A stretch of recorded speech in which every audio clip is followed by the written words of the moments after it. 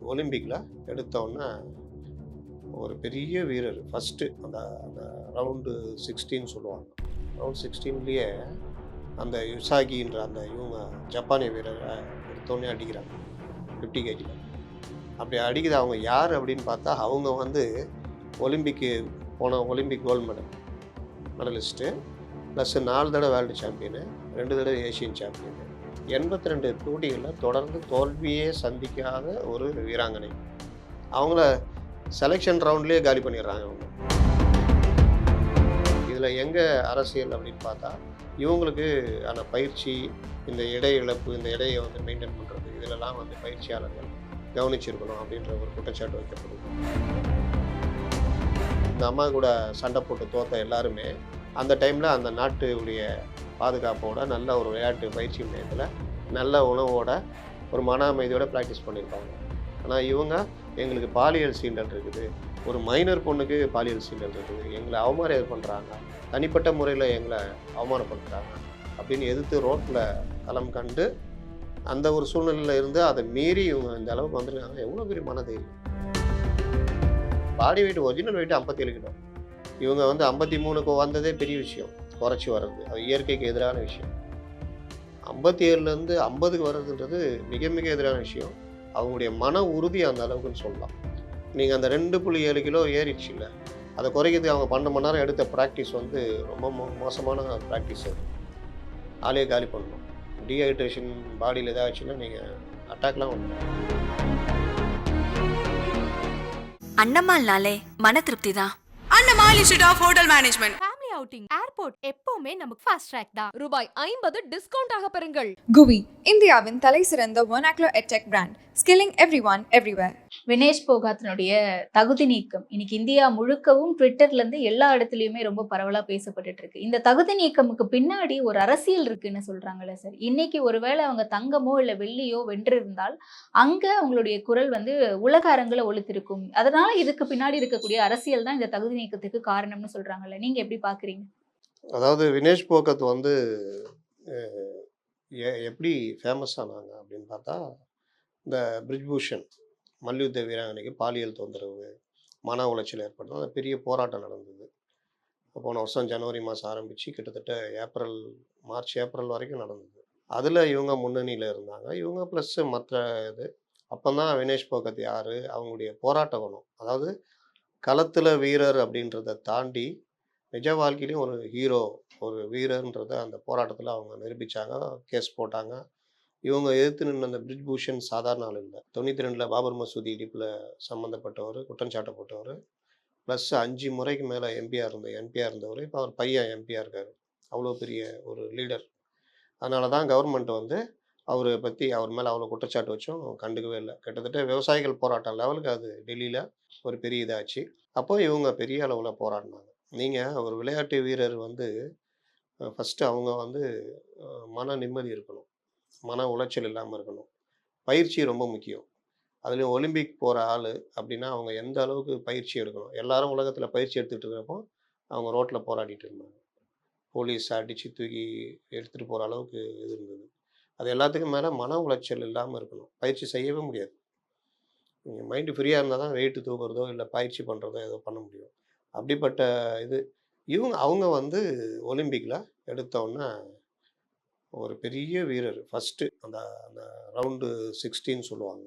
Round 16லயே அந்த யுசாகின்ற அந்த இவங்க ஜப்பானிய வீரரை எடுத்தோடனே அடிக்கிறாங்க 50 கேஜியில். அப்படி அடிக்குது. அவங்க யார் அப்படின்னு பார்த்தா அவங்க வந்து ஒலிம்பிக்கு போன ஒலிம்பிக் கோல்டு மெடலிஸ்ட்டு ப்ளஸ் 4 தடவை வேர்ல்டு சாம்பியனு, 2 தடவை ஏஷியன் சாம்பியனு, 82 போட்டிகளில் தொடர்ந்து தோல்வியே சந்திக்காத ஒரு வீராங்கனை. அவங்கள செலெக்ஷன் ரவுண்ட்லேயே காலி பண்ணிடுறாங்க அவங்க. அப்போவே எல்லாருமே பெரிய லெவலில் பார்க்குறாங்க. அடுத்து ஒரு கியூபனு, உக்ரைனு இவங்களாம் அடித்து ஃபைனல் வராங்க. இவங்க யார், இவங்களுக்கு என்ன பிரச்சனை அப்படின்னு பார்த்தீங்கன்னா, 57 கிலோ இவங்க பாடி வெயிட்டு. 57 கிலோ இருக்கிறவங்க 53 கேஜிக்கு வரலாம். ஒரு 4 கிலோ வெயிட்டை குறைச்சி வரலாம். கடந்த ஒலிம்பிக்ஸ்ல அவங்க 53 கேஸ்ல தான் விளையாடி இருக்காங்க. விளையாடினாங்க. அப்போது இந்த தடவை 50 கேஜிக்காக ட்ரை பண்ணி வர்றாங்க. எல்லா போட்டியிலையுமே அவங்க அடித்து இது பண்ணிவிட்டு அதுக்கப்புறம் ஃபைனல் வரதுக்கு முன்னாடி வெயிட் எடுத்தால் 52.7 கேஜி இருக்காங்க. அப்போ 50 கொண்டு வரதுக்கு அவ்வளோ அவங்க பண்ண ப்ராக்டிஸ்லாம் நீங்கள் இன்றைக்கி எல்லா இதுலேயுமே வருது. எவ்வளோ கஷ்டப்பட்டு பண்ணாங்க. 2 நாளைக்குள்ள 1 நாளைக்குள்ள அந்த 12 மணி நேரத்தில் எவ்வளோ அந்த 2 கிலோ குறைக்கிறதுக்கு எவ்வளோ பயிற்சி பண்ண முடிய கூட வெட்டிக்கிட்டாங்க. பிளட்டில் கொஞ்சம் இது பண்ணாங்க. டீஹைட்ரேஷன் ஆகி ஹாஸ்பிட்டல் அட்மிட் ஆகிற அளவுக்கு. அது வந்து மிக மிக டேஞ்சரு. அவ்வளோலாம் குறைச்சோம் 100 கிராமு இருந்ததுன்னு சொல்லிட்டு அந்த வேர்ல்டு ரெஸ்லிங் ஃபெடரேஷன் அவங்க தான் வந்து தகுதி இழப்பு கொடுத்துருக்காங்க. சரி அது கொடுத்தீங்க. சில்வர் ஜெயிச்சப்போ அந்த மாதிரி இல்லையே அது கொடுக்கலான்னா அந்த மாதிரி கிடையாது, விதி கிடையாதுன்ட்டாங்க. இன்றைக்கி அவங்கள்ட்ட தோத்த அந்த கியூபன் பிளேயரை அமெரிக்கன் பிளேயரோட ஃபைனல் போகிற அளவு பண்ணுறாங்க. இதில் எங்கே அரசியல் அப்படின்னு பார்த்தா இவங்களுக்கு ஆன பயிற்சி, இந்த எடை இழப்பு, இந்த எடையை வந்து மெயின்டைன் பண்ணுறது இதிலெல்லாம் வந்து பயிற்சியாளர்கள் கவனிச்சிருக்கணும் அப்படின்ற ஒரு குற்றச்சாட்டு வைக்கப்படுது. இன்னொரு பக்கம் இந்தியா இதே மாதிரி இது ஒரு 2 நாளைக்கு முன்னாடி இன்னொரு ஒரு 5000 மீட்டர் ஓட்டப்பந்தயத்தில் ஒரு எத்தியோப்பியாவான்னு நினைக்கிறேன், ஏதோ ஒரு கண்ட்ரியில் ஒரு ஆஃப்ரிக்கன் கண்ட்ரி சில்வர் வராங்க. அவங்க வரும்போது ட்ராக்கில் வரும்போது லைட்டாக பக்கத்தில் இருக்கும்போது இடிக்குது. அதை வச்சு அவங்கள தகுதியிட பண்ணிடுறாங்க. சக வீரருக்கு நீங்கள் தொல்லை கொடுத்தீங்க அப்படின்னு அதெல்லாம் நடக்கும். அப்போ அதை வச்சு சில்வர் இதை மெடலை பிடிங்கிடுறாங்க. ஆனால் அந்த நாட்டு அதிகாரிகள் அதை விடாமல் ஃபாலோ பண்ணி சண்டை போட்டு அந்த குற்றம் இல்லை நிரூபித்து மறுபடியும் சில்வர் மெடல் அந்த அவங்க நாட்டுக்கு வாங்கிடுறாங்க. இந்த போராட்ட குணம் இந்த இது ரொம்ப இல்லை அப்படின்றது ஒரு குற்றச்சாட்டாக எல்லாருமே வைக்கிறாங்க. ஏன் இவங்கள வந்து அந்த அளவுக்கு பெருசாக பார்க்குறாங்க அப்படின்னு பார்த்தா இந்த போராட்டத்தில் அந்த பிரிஜ்பூஷன் பிஜேபி எம்பி அந்த ஃபெடரேஷன் தலைவராக இருந்தார். அவருக்கு எதிரான போராட்டத்தில் இவங்க தானே முன்னணியில் இருந்தாங்க, அதனால தான் பிரச்சனை அப்படின்னு.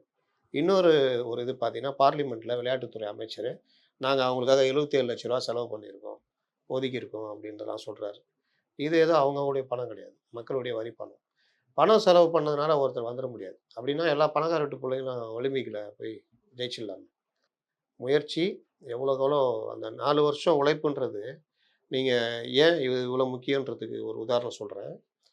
ஒரு ஒலிம்பிக்கு இந்த 100 மீட்டர்ஸில் உசேன் போல்ட்டு இதை முறியடிக்கணும்னு சொல்லிட்டு இந்த தடவை யாராவது முறியடிச்சிருவாங்கன்னாங்க, முறியடிக்கலை. ஆனால் 100 மீட்டர்ஸ் கோல்டில் 2 பேரும் ஒன்றா வந்துட்டாங்க. அதான் வெற்றி எங்கே மிஸ் ஆகுது. வெற்றி நம்மலாம் எவ்வளோ டைம் வேஸ்ட் பண்ணுவோம், எவ்வளோ இது பண்ணுவோம். ஆனால் ஒரு விளையாட்டு வீரனுக்கு ஒரு நொடி கூட அவன் வாழ்க்கையை தீர்மானிக்கணுவாங்க. அதுக்கு உதாரணம் அந்த 100 மீட்டர்ஸ் 2 நாளைக்கு முன்னாடி நடந்தது. 2 பேரும் ஒன்றா வந்துட்டாங்க.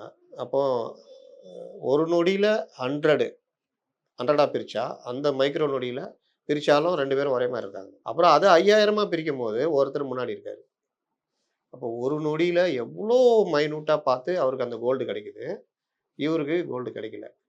அப்போ ஒவ்வொரு நொடியில் நொடியை விட குறைவான விஷயங்கள் கூட ஒரு விளையாட்டு வீரனுக்கு 4 வருஷம் உழைப்பு, அவனுக்கு சில்வரு இவனுக்கு கோல்டு. எதனால்?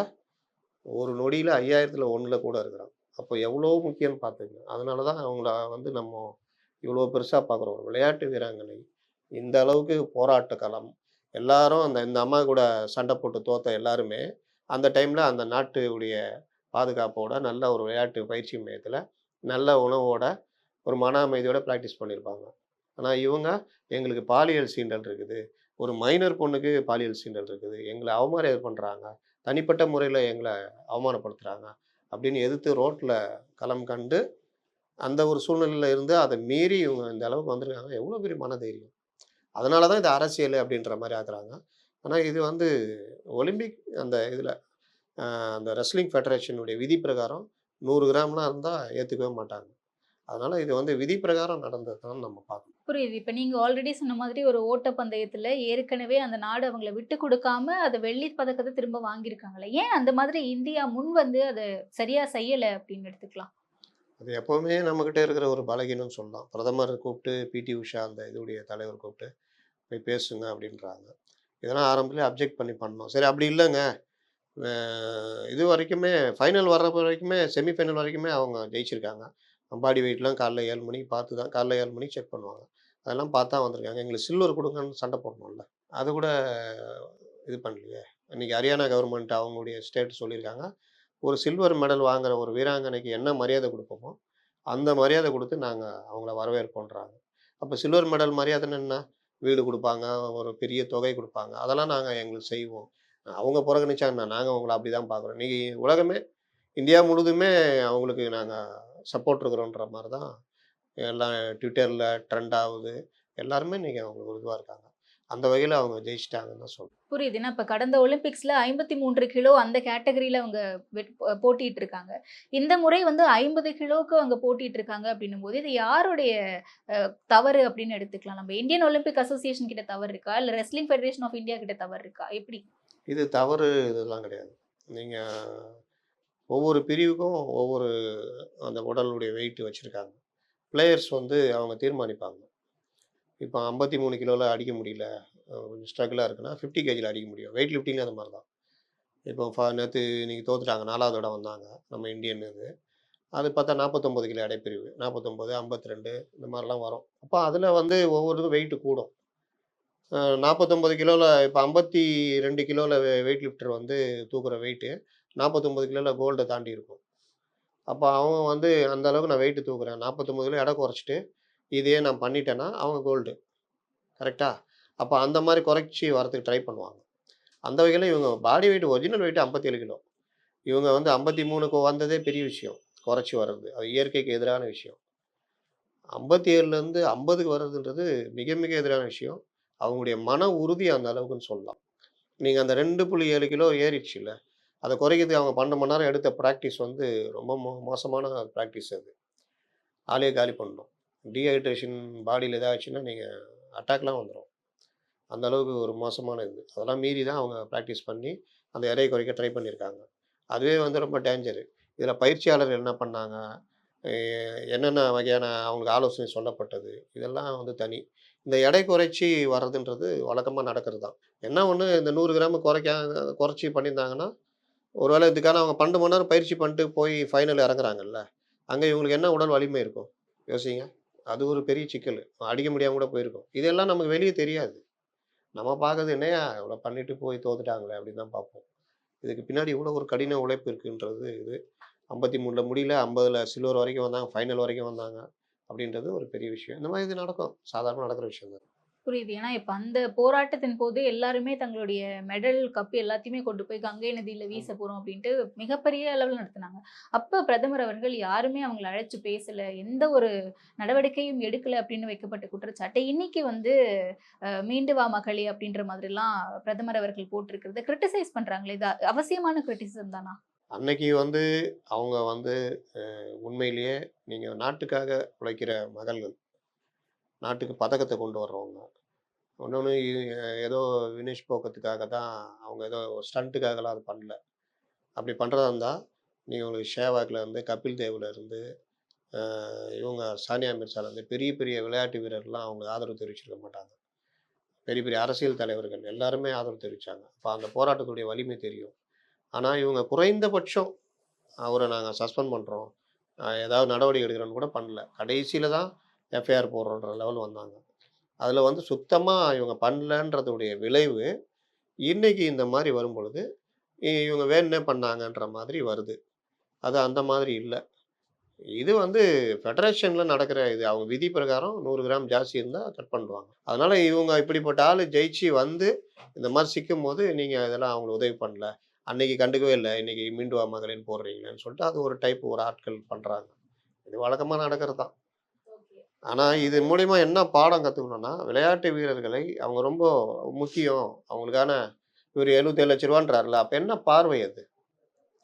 அவங்களுக்காக நான் 77 லட்ச ரூபா கொடுத்துருக்கேன் அப்படின்றதுனா, நீங்கள் வந்து அவர் ஒரு 5 கோடி ரூபா கார் வச்சுருப்பார், எல்லாத்தையுமே பணமாக பார்க்க முடியாது.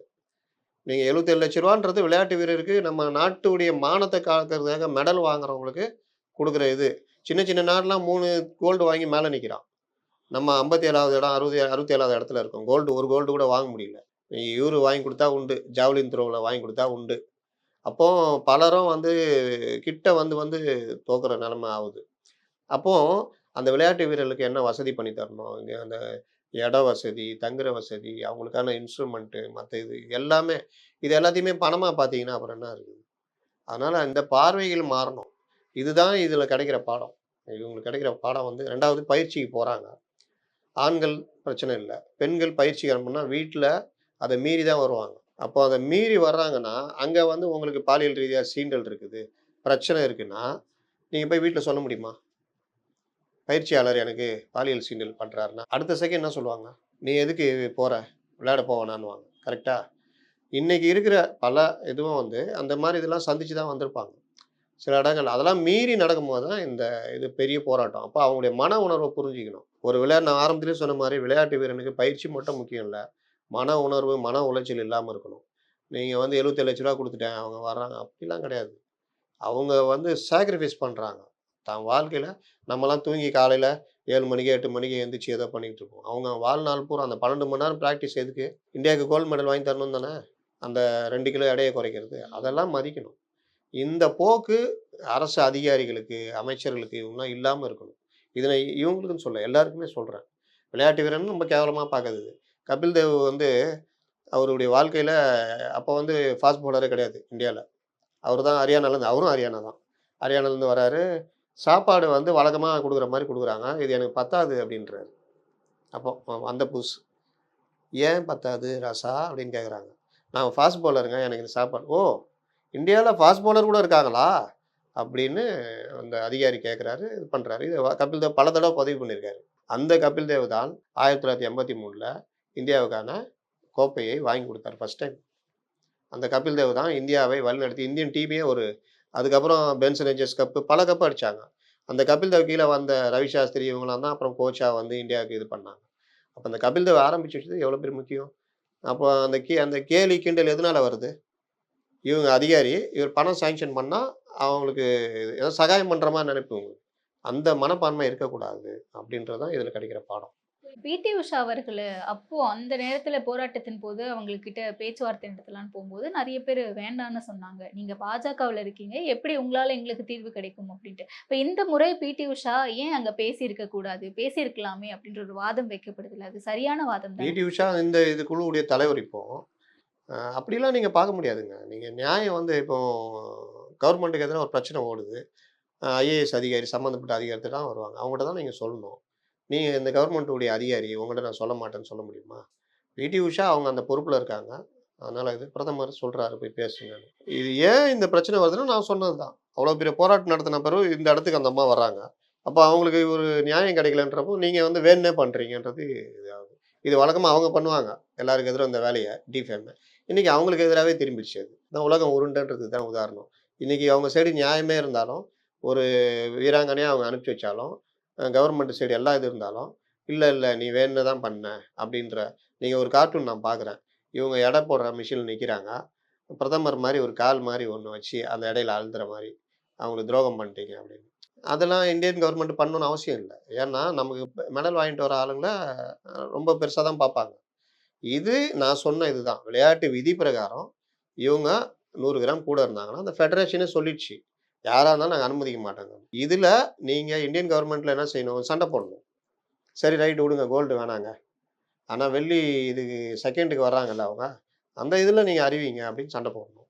இப்ப அவங்க முறையீடு பண்ணியிருக்காங்க. அந்த மாரி கேட்கறாங்க. இந்தியன் கவர்மெண்ட்டும் பேசிக்கிட்டு இருக்குது. அதனால அது ஆனா கிடைச்சா அதுக்குள்ள நல்லது. இவங்க ரிட்டயர்மென்ட் சொல்லிட்டாங்கல்ல.